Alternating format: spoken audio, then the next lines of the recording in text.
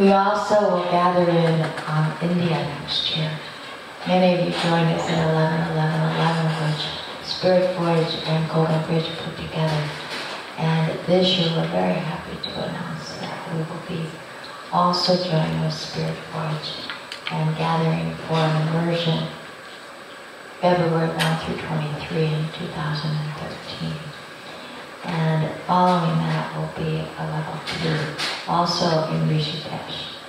And we'll be there for 2 months because in January is the Maha Kubamela, which is the largest gathering ever recorded in the history of the human race. And it's something to behold. The Maha is great, and that happens every 12 years. And it's in Allahabad, where 3 rivers gather. And the sacredness of all the holy people that come is something I never imagined until I went 12 years ago.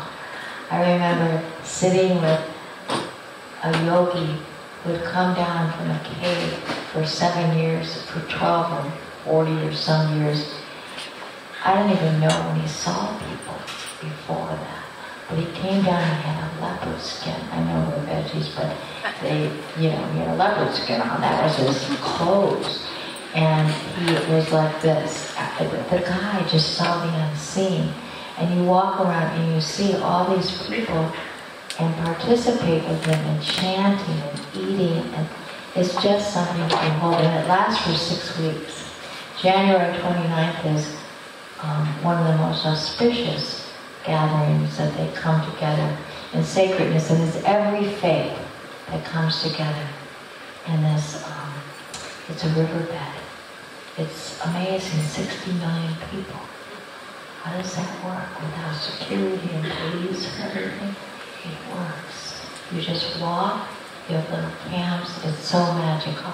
So that will precede our 23 days immersion, February 1 through 23. And then the yoga festival in Rishikesh, followed by level 2. So please find a way to get there. How many of you have been to India? How many of you who have not been to India would like to go to India? And how many of you have been to India? Keep your arms out. How many of you have been to India would like to go back to India? See? How many just does not want to go to India? You can raise your hand. There you go. Someone doesn't want to go to India. Maybe she'll change her mind. I was going to say, my daughter, every year she went when she was 6 and a half, and every year she'd say, Mama, I'm starting to smell India again. That feeling of having to get packed to go back again.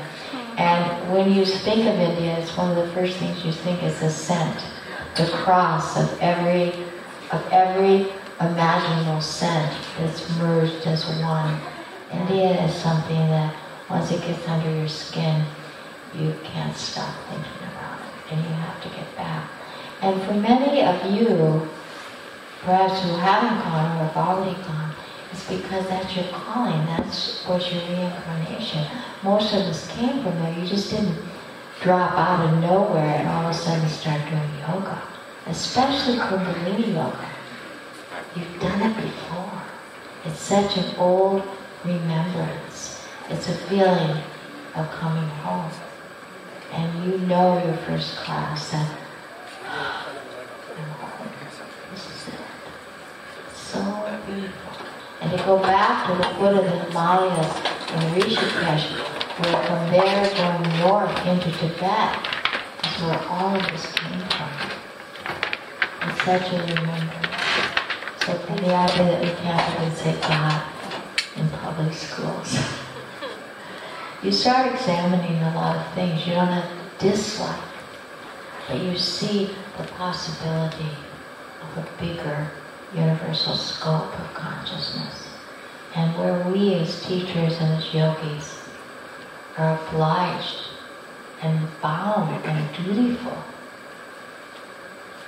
to bring these teachings, to bring your presence even brighter into the world.